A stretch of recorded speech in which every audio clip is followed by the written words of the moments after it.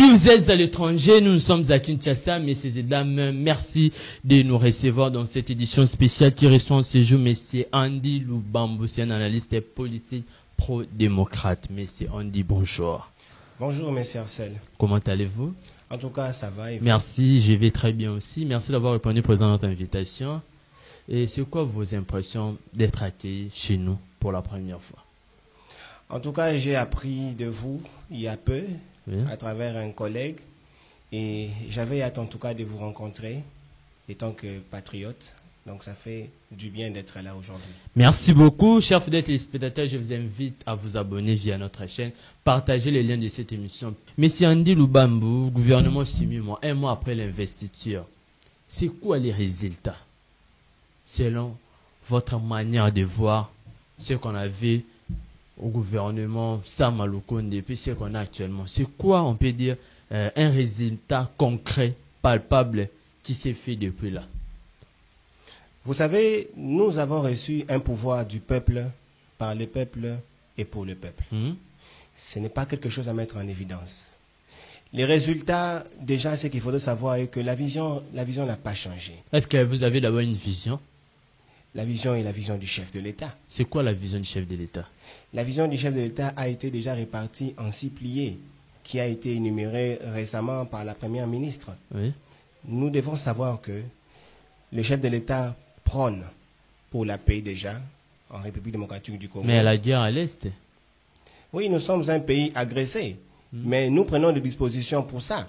Le chef de l'État a donné de l'ordre au haut commandement militaire récemment de poser Nous y reviendrons sur ces rebondissements. Rentrons d'abord au résultat du gouvernement. Ok. Alors, pour le résultat du gouvernement, vous devez savoir qu'on ne compte pas les actions par rapport au jour. Mais on compte pas les actions par rapport au jour. Vous avez 5 ans. Non, mais... Première année déjà, 7 mois déjà. Comment pouvez-vous expliquer que nous ne pouvons pas compter les jours? Il y a des réalités que vous, ici, vous ne pourrez en aucun cas vous rendre compte. Les actions se font tous les jours. J'ai vu le ministre d'Habitat et qui est allé, n'est-ce pas, aller voir son collègue de la justice, Constant Moutamba, oui, pour qu'ensemble puissions former un duo, n'est-ce pas, pour récupérer les biens privés de l'État. Est-ce une priorité actuellement, récupérer les biens privés? Ça fera en sorte que certaines personnes soient encore dans la rue pour dénoncer. Est-ce que c'est une priorité? Vous savez que dans ces pays, il y a des politiciens, il y a des gens qui se sont crus pour des intouchables pendant les pouvoirs de 32 ans, pendant les pouvoirs de 18 ans. Mais aujourd'hui, avec ces pouvoirs de 5 ans, il y a des ministres qui courent les risques de dire non, c'est fini. Nous devons récupérer les biens privés de l'État qui ont été spoliés par des gens qui pensaient privatiser les pays. Ça, c'est un avancé. Donc pour vous, déjà, c'est un premier résultat par rapport au... J'étais en train de dire que c'est parmi des avancées. C'est quelque chose qu'il faudrait applaudir au lieu de condamner. Et il y a tant d'autres actions qui se font déjà. Et tu dois nous étaler ces actions. Les téléspectateurs ou le public ont besoin de savoir qu'est-ce qui sont les actions concrètes. Quels sont les résultats actuellement après 30 jours de l'investiture du gouvernement Simimo? À part ce que vous venez de dire, quoi, la démolition?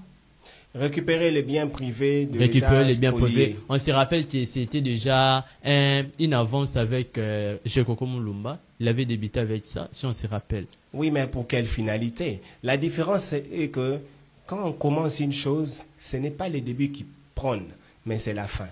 Et à l'heure, sous le leadership de Mme Judith Souminois, ce que nous trouvons de bon est que chaque fois où il pose des actes, la finalité est meilleure. Ça, c'est ce que nous voulons. Quittons ce que vous venez de dire, c'est que la collaboration, je vais parler de la collaboration entre le ministère de la Justice et puis Habitat pour récupérer ce qui appartient à l'État. À part ça, quel est encore un autre fait? Nous avons vu le VPM de l'Intérieur, Jacques Chabani, qui récemment a dépêché quelques gouverneurs, un bon nombre de gouverneurs, pour leur faire part de la vision éclairée du chef de l'État, puisque nous avons une nécessité, n'est-ce pas, de prôner sur le social de la population. C'est de ça que la population a besoin. La population n'a pas besoin qu'on vienne leur parler des infrastructures routières, ferroviaires et que sais-je encore. Mais la population attend des résultats beaucoup plus d'abord sur le social. Et c'est ça la priorité de Mme Judith Suminwa et de son gouvernement. La population attend les résultats qui concernent beaucoup mieux, on peut dire, les sociales. Actuellement, les taux sur les marchés. Je pense que les taux s'élèvent actuellement à 29 000, on peut dire. Oui, nous pouvons les constater, mais ce n'est qu'un fait et une situation qui sera décantée dans quelques jours. Donc, attendez, pourquoi vous êtes pressé? Soyez patient. On n'est pas pressé, mais le mandat est en compté. On est pressé aussi par rapport à ce que vous nous avez promis au début des... Nous sommes conscients que c'est nous qui devions répondre à la fin du mandat. Donc, nous ne faisons pas la course. Nous n'agissons pas comme ceux qui ont fait 32 ans et 18 ans au pouvoir. Non, on ne peut pas parler. Nous agissons comme des démocrates, nous agissons comme ceux qui se soucient de la population. Nous savons ce que nous faisons. Surtout sur la loi de la démocratie. Mettons ça d'abord à côté, on en parlera. Sur la question des... on ne peut pas parler des 32 ans de Mobutu, puisque c'est déjà une page à... Une page déjà à verrouiller. On ne peut pas parler de 18 ans de Joseph Kabila. Actuellement, on parle de Félix Tshisekedi qui est le président actuel et son régime. Parce que c'est lui qui a prêté serment, c'est lui qui a fait des promesses à la République. Maintenant, c'est quoi les résultats actuellement? Vous savez, en 5 ans de Félix Tshisekedi, j'aurais voulu voir la population congolaise applaudir, louer, chanter, comme on l'a fait à un moment donné pour le maréchal Mobutu. Félix Tshisekedi a trouvé ce pays dans un chaos. Il ne faut pas le nier. Mais justement... Joseph Kabila a laissé les taux d'échange, dollars, 18 actuellement c'est 29. Vous pensez que le taux d'échange, c'est ça la paix dans un pays? Nous avons trouvé un pays dans un état désarroi. Il a fallu désengorger. Mais à l'époque de Joseph Kabila, on n'a pas connu les M23. Vous et moi étions ici en RDC, il n'y avait pas que cette situation-là. Comment veux-tu qu'à l'époque de Joseph Kabila, que le M23 fasse la rage alors que les M23 sont considérés comme étant des proches de Joseph Kabila? Ah bon? Ah, vous êtes étonné de le savoir? Je ne sais pas. Ils ont été couverts, ils s'est promené librement. Voilà pourquoi on ne les sentait pas. Mais depuis que nous avons les dignes fils de la République, Félix Antoine Tshisekedi, les M23 se sentent menacés. Les M23 comprennent que nous devons partir. Et ils ne veulent pas partir. Mais nous leur disons qu'ils partiront. Qu'ils partiront. Nous y reviendrons. Parlons un peu de ce qui est la consolidation des acquis. Le président de la République a dit entre répartir à zéro et consolider les acquis, c'est mieux de consolider les acquis. Quels sont les acquis que la République consolide actuellement? Les acquis de 29 000 francs pour 10 $, les acquis des, comment je peux dire, les transports avec des prix exorbitants, les acquis des détournements et des surfacturations, les acquis des personnes qui sont en prison sans procès, les acquis des personnes qui sont en prison sans aucune notification de leur condamnation. Quels sont les acquis que le Congo consolide actuellement? Vous savez, le chef de l'État, Félix Antoine Tshisekedi, est une personne, au-delà de conduire le pays avec son état d'esprit, il a un cœur patriotique. Sa personne ne peut le mettre en cause. Il est descendu sur le terrain un bon matin. Il est allé, comme il a souvent l'habitude, de se promener dans la ville pour se rendre compte lui-même de la situation de ses compatriotes. Il a trouvé une femme abandonnée à son triste sort devant un hôpital que je ne vais pas citer ici. Qu'est-ce qui s'est passé avec cette dame-là? Elle a été rejetée. Sur base de quoi? Elle n'avait pas assez de moyens pour accoucher. Et le chef de l'État a compati. C'est partant de ces faits-là... C'est une priorité? J'étais en train de parler. Oui. C'est partant de ces faits-là que le chef de l'État dit non. Si ça a commencé avec elle, ça va continuer avec un autre. Et après, on ne pourra plus gérer cette situation. Okay. Cette situation passe en prioritaire. Il a convoqué le conseil de ministres. Ils ont évoqué les sujets et ils ont trouvé bon, n'est-ce pas, de mettre en marche la gratuité de la maternité, qui aujourd'hui est un acquis pour nous, puisqu'il faut des moyens pour la maternité. Il faut des moyens pour cette gratuité. Nous parlons de la gratuité, mais ce sont des soins que quelqu'un prend en charge, que l'État prend en charge, que le chef de l'État est en train de veiller pour que les soins soient appropriés. Ça, il ne faut pas mettre ça en évidence. C'est un premier acquis. que vous avez... C'est parmi les acquis. Okay. Nous avons aujourd'hui les universités où les futures générations que nous désirons avoir dans un laps de temps étudient dans des situations médiocres. Tu vois un étudiant qui vient déjà, il est sous stress, il se dit, mais moula ce bêtise, je vais passer mon temps comment?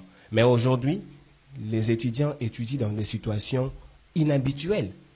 Ils étudient un peu comme ceux qui sont en Turquie, comment ils étudient dans des normes. Et ça, au lieu d'applaudir, nous sommes toujours là en train de condamner.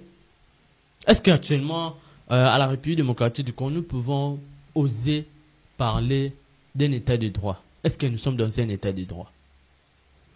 Si nous n'étions pas dans un état de droit, je ne vois pas pourquoi je suis là dans les plateaux. Comment ça? Vous savez, hein, c'est quoi l'état de droit? C'est quoi l'état de droit? Nous sommes Congolais. Nous avons vécu dans ces pays.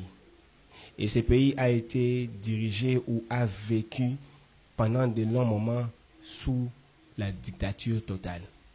C'est à peine que nous avons la démocratie. Et vous voulez que l'état de droit se prenne en un jour? Jamais. C'est impossible. L'état de droit, c'est un processus qui voit les jours tous les jours. Tu dois prendre combien des années? Nous sommes déjà... Ça ne prend pas des années, mais ça prend son cursus normal.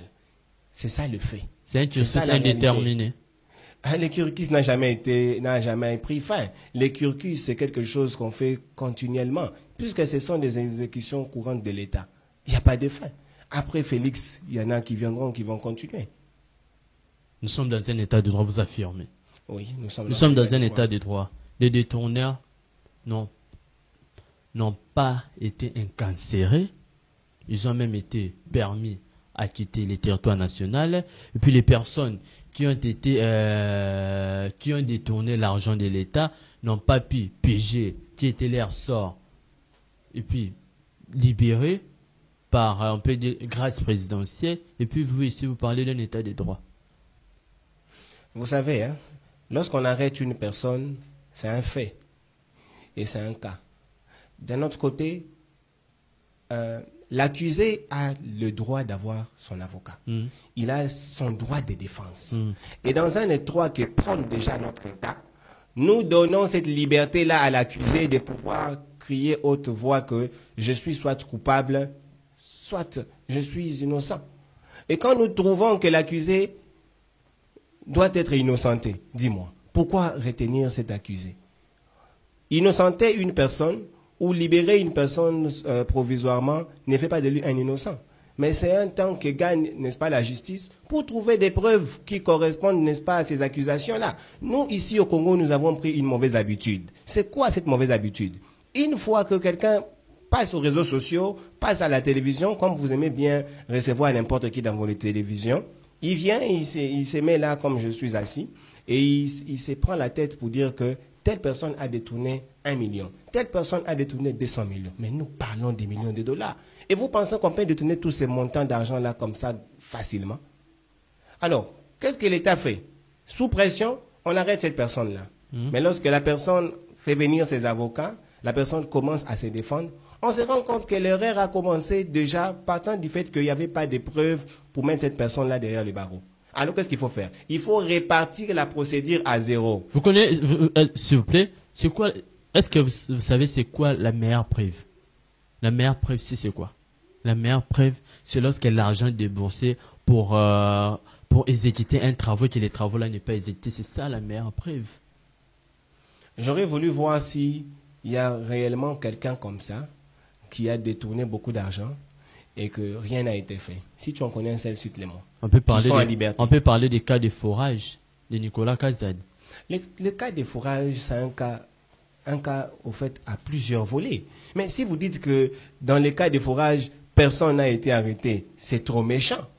Vous dites des choses, que vous ne maîtrisez pas. Nous avons vu récemment, lorsque ces dossiers-là a vu le jour, nous avons vu François Roubota, Monsieur Roubota, aujourd'hui, qui est derrière la prison de Makala. Et vous prenez ça pour un petit feu? On parle maintenant de la personne directe. La personne qui a fait sortir l'argent en procédure d'urgence. La République n'est pas là pour arrêter tout le monde. La République est là pour arrêter les mauvaises personnes. Les mauvaises personnes sont des personnes auxquelles on a les preuves tangibles, on a des preuves palpables. Nous y arrivons. C'est Nicolas Kazadi, Nous c'est y un thème. arrivons. Si M. Nicolas Kazadi mérite les barreaux, je vous dis qu'il n'échappera pas à la justice Mais congolaise. il devait d'abord être mis en détention. Est-ce qu'il va revenir? Je pense que la justice congolaise sait comment s'y prendre dans ces dossiers. Très Laissons bien. la justice Crise travailler. gestionnaire à l'IDPS, Étienne Longondo, un révolté ou un Moïse pour l'avenir radié de l'IDPS. Étienne Longondo, l'ancien ministre de la Santé publique. C'est ça, non? Absolument. Étienne Longondo se révolte et il est à tout fait, tout flamme pour le départ de Augustin Kabouye. C'est quoi votre manière de vivre dans toute cette affaire? Déjà, il faudrait comprendre les choses. Il ne faudrait pas dramatiser le fait comme certains infiltrés, certaines personnes qui veulent voir l'UDPS mourir. Étienne Longondo, c'est un infiltré. Je ne parle pas de lui. Je parle de comment la manière est en train de se propager, n'est-ce pas, aux réseaux sociaux. Étienne Longondo, déjà, il est de l'UDPS, il faut le signaler. L'UDPS est un parti politique qui prône la démocratie. L'UDPS est un parti politique où il y a de l'organisation interne. Alors, la démarche qu'Étienne Longondo est en train d'entamer, la démarche que François Mutombo aussi est en train, Sylvain Mutombo, devrais-je dire, est en train d'entamer, puisqu'il va tenir son meeting ce vendredi d'ailleurs, pour faire la même chose qu'Étienne Longondo. Ce sont, n'est-ce pas, des organisations internes du parti. Qu'est-ce que vous voulez? IDPS a combattu pendant toute sa vie pour le pouvoir. N'oubliez pas, avoir le pouvoir ne suffit pas. Mais il faudrait prendre des dispositions pour conserver le pouvoir. Et ce que fait Étienne Longondo, c'est une organisation qui doit préserver le pouvoir au sein de son parti. Est-ce que il devrait médiatiser ça? Médiatiser tout ce qui Mais est c'est en vous les médias qui nous avions poussé à ce jour de tout médiatiser. Vous êtes partout. Et qu'est-ce que vous voulez? C'est lui plutôt qui a convoqué une conférence de presse, il a appelé les médias. S'il voulait les faire à l'amiable entre Je lui et pense Augustin. plutôt que le média a été intéressé et il a trouvé bon de lui accompagner. C'est pas mal. Nous sommes en démocratie. Est-ce que l'IDPS actuellement est mal géré? Je ne voudrais pas parler d'une mauvaise gérance, mais je voudrais plutôt parler d'une réorganisation. C'est un temps. Le temps de cette Donc gérance... c'est désordonné actuellement. Parce que lorsqu'on parle de réorganisation, c'est qu'actuellement... S'il y a un seul parti qui soit ordonné, de tous les partis que nous avons dans la République, c'est l'UDPS. Ah, On ne peut pas parler du désordre au sein de l'UDPS. L'UDPS L'UDPS, à ce jour, il ne faut pas confondre des choses. Moi, d'ailleurs, je ne parle plus du parti politique au profit de l'UDPS, mais je parle d'une école de formation pour UDPS. Lorsqu'on regarde UDPS, UDPS est une école de formation. Et dans une école de formation, on trouve des malades, on trouve des personnes fortes, on trouve tous les restes de personnes. l'UDPS c'est une école de formation. Absolument. Des formations, je peux dire brutaux pour que les gens viennent en fait attaquer certaines personnes physiquement. Vous savez que quand on n'est pas fort physiquement, on ne sait pas combattre. Les personnes qui ne se battent pas sont des personnes qu'on considère comme des peureux. Il faut d'abord être fort, avoir cette force-là en soi pour courir le risque de combattre. Parce que si tu ne sais pas combattre les adversaires, qu'est-ce que tu penses? Tu vas te combattre toi-même. Très bien, vous avez parlé de la réorganisation de l'IDPS. Si actuellement on doit réorganiser l'IDPS, sur quel point? Oui, il y a beaucoup de choses qu'il faut réorganiser au sein du parti. Vous savez, le parti, aujourd'hui, déjà UDPS, il faut le signaler, UDPS a une majorité incontestable. Très bien. C'est un fait. Mais maintenant, à l'interne, il se passe beaucoup de choses. Augustin Kabouye a géré UDPS pendant tous ces moments, c'est bien bon. Mais dans la démocratie, qu'est-ce qu'il fait? Qu'est-ce qui se passe? Dans la démocratie, il faut qu'il ait la routine. Il faut que chacun fasse son temps. Kabouye a fait son temps, il doit un peu céder la toge parce qu'il a subi, tu sais, l'UDPS. UDPS, c'est l'international au sens de l'école de formation. Kabouye a géré l'international de l'UDPS et il a besoin un peu d'un repos. Il a besoin un peu de passer à autre chose.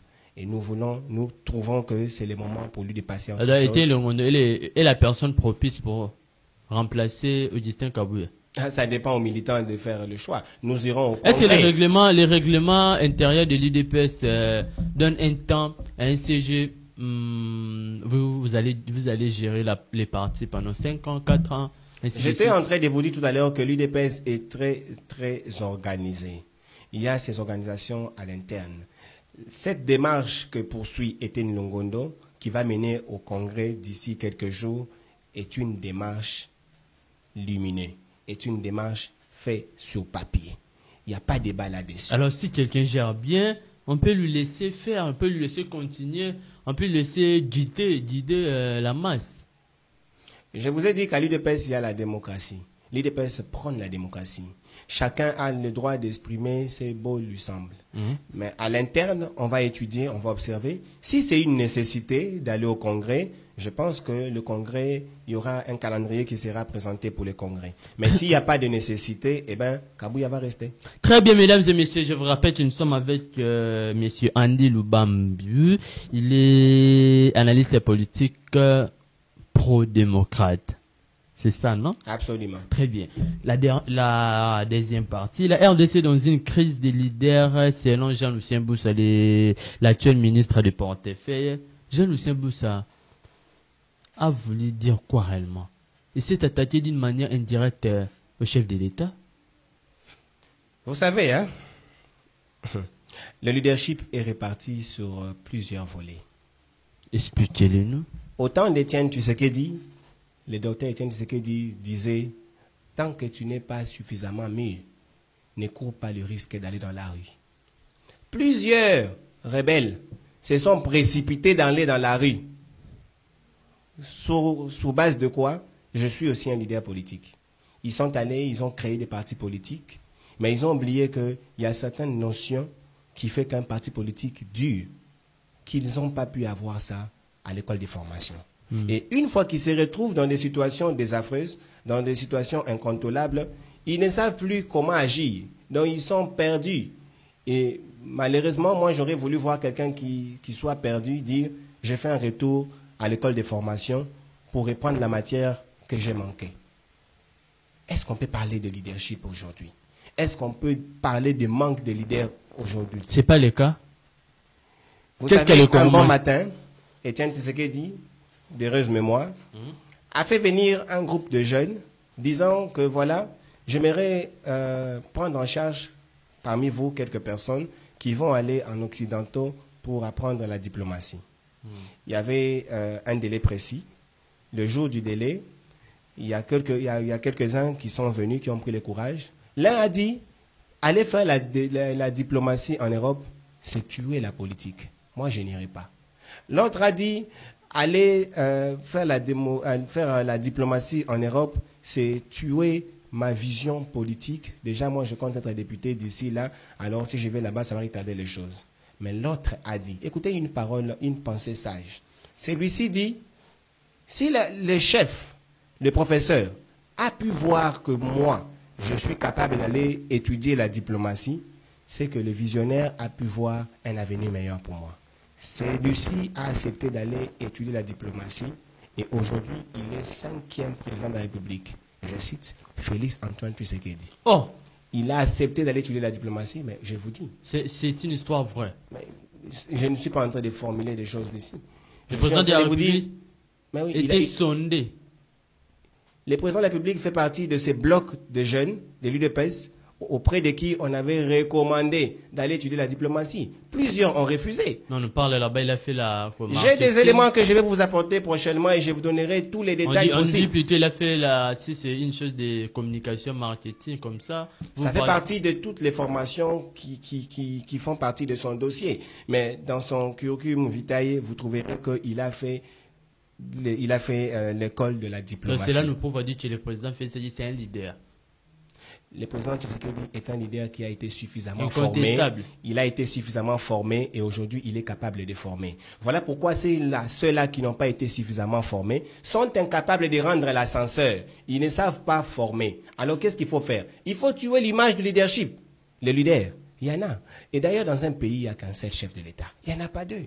Et si on parle d'un seul chef de l'État, c'est qu'on parle d'une seule vision commune. La vision n'a jamais été... Jean-Lucien Boussa a totalement tort. Je pense que la vision qui nous unit, la vision qui réunit d'ailleurs tous les partis politiques, c'est la vision de Félix Antoine Tshisekedi. En dehors de la vision de Félix Antoine Tshisekedi, je n'ose voir une autre vision qui voit les jours. Très bien, monsieur Andy Lubambo.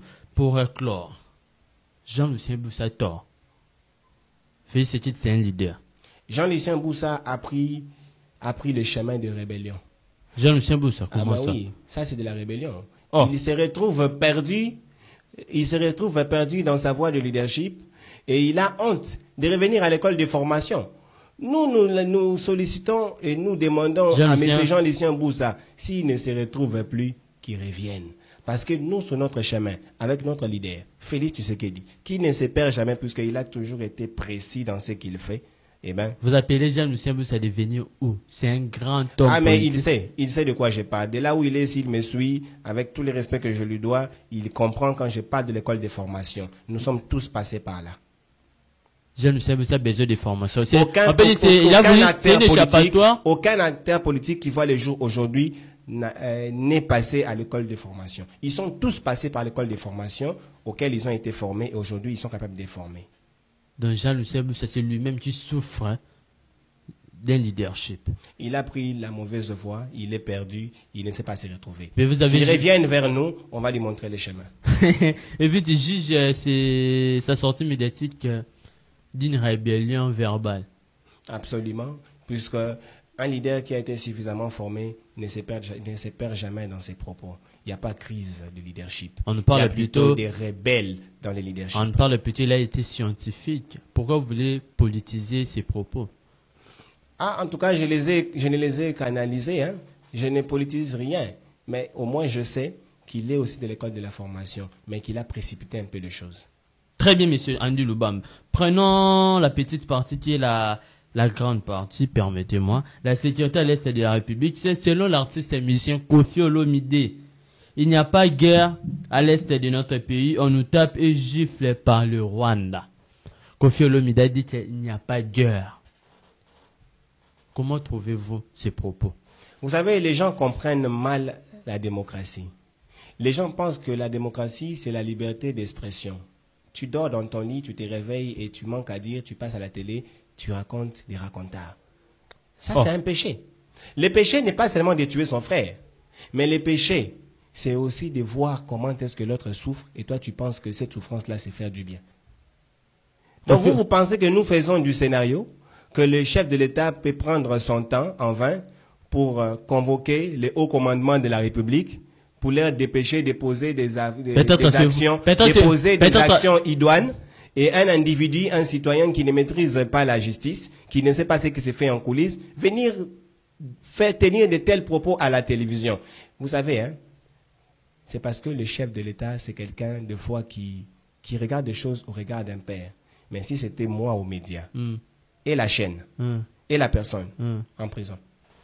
Comment ça? Nous sommes dans un état de droit, la liberté d'expression. Ah mais oui, là maintenant il ira en justice. Il doit prouver ces propos-là.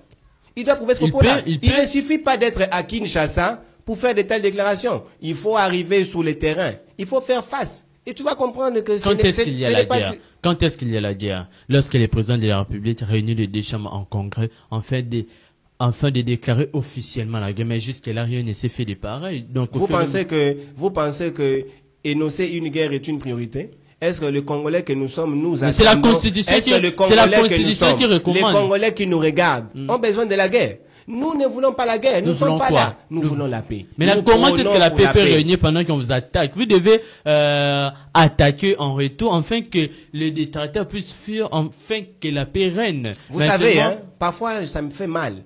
J'ai l'impression que l'Église ne fait pas bien son travail. Parce qu'il y a encore beaucoup de personnes qui sont dans la rue qui ne comprennent pas comment on prie, comment trouver la solution. J'aurais voulu, à la place de personnes qui ne aux personnes qui ne maîtrisent pas comment est-ce que ça fonctionne la justice, comment est-ce qu'on fait la guerre, d'aller à l'église servir le Seigneur. On fait la guerre comment? Vous savez, on fait la guerre d'abord lorsqu'il y a cette nécessité-là. On fait la guerre lorsqu'on sent que nous sommes en perte de vitesse. Et en ce moment, on se dit, bon, parce que lui est venu vers nous et qu'on trouve que nous pouvons perdre, alors attaquons. Nous ne sommes pas en perte de vitesse. Nous avons juste constaté la mauvaise foi, pas seulement des Rwandais, mais aussi des personnes qui sont derrière le Rwandais. Cette main noire-là, qui sont en même temps à la fois nos amis, à la fois nos ennemis, qui veulent nous donner l'impression qu'il y a un mal, mais en soi, il n'y a pas du mal. C'est pourquoi vous voyez, on ne sait pas prôner la guerre. Mais qu'est-ce que nous voulons à travers les dialogues? Qu'est-ce que nous voulons à travers la diplomatie? Nous voulons prôner la paix de la manière absolue, dans le calme. Donc là où nos compatriotes sont assis, un bon matin, ils se réveillent, ils se rendent compte que la paix, rien que la paix, est prônée. Donc selon vous, Koffi Olomide est dans la libertinage? Je pense que selon moi, Koffi Olomide est dans l'excès des propos. L'extrait du propos. Oui, il est dans dans l'excès des propos. Il a voulu un peu il a cru faire un lien entre la musique et la politique. Peut-être qu'il est dans la thèse de la Constitution. Peut-être qu'il sait que pour lui, la guerre doit être déclarée via un congrès. Alors jusqu'à là, rien ne s'est fait. Peut-être c'est pour cela. Koffi Olomide est un musicien. J'aimerais bien le voir. Mais c'est un scientifique. Koffi Olomide est un musicien. J'aimerais bien le voir continuer à briller dans la musique. Dans les domaines qu'il ne maîtrise pas, en tout cas, qu'il s'abstienne. Koffi Olomide, c'est un scientifique, il peut aussi émettre un point de vue, surtout si la nation... Je l'ai connu en tant que musicien et je le connaîtrai toujours en tant que musicien. C'est parmi des musiciens que j'apprécie beaucoup, je suis fan de lui, je suis l'un des fans de Koffi Olomide. Moi, j'aimerais les voir dans la musique, pas dans la politique. Très bien, monsieur Andy Lubambi, nous sommes pratiquement à la fin de cette émission. Merci d'avoir répondu à notre invitation. C'est quoi vos dernières allégations? En tout cas, aux compatriotes qui nous suivent depuis la maison, il y a 2 jours, j'étais d'ailleurs reçu depuis la résidence de l'honorable Lévier Mbouimbunga avec sa tendre épouse Anta Milonga, que je salue en passant. Nous avons essayé un peu de parler sur le Congo retrouvé. On a déjà le Non, il n'y a pas du Djalelo. J'étais pas seul, j'étais avec Daniel Chibangu, j'étais avec Deco Esther. Est-ce que ça c'est du Djalelo? Je n'étais pas seul. Il y avait plusieurs combattants qui nous ont accompagnés pour rendre visite à l'honorable Lévier Mbunga. Très bien, vous pouvez continuer. Alors, comme je disais, alors que j'étais avec Jérémy Mokosa, on s'est convenu que pour ce Congo retrouvé, nous devons nous unir.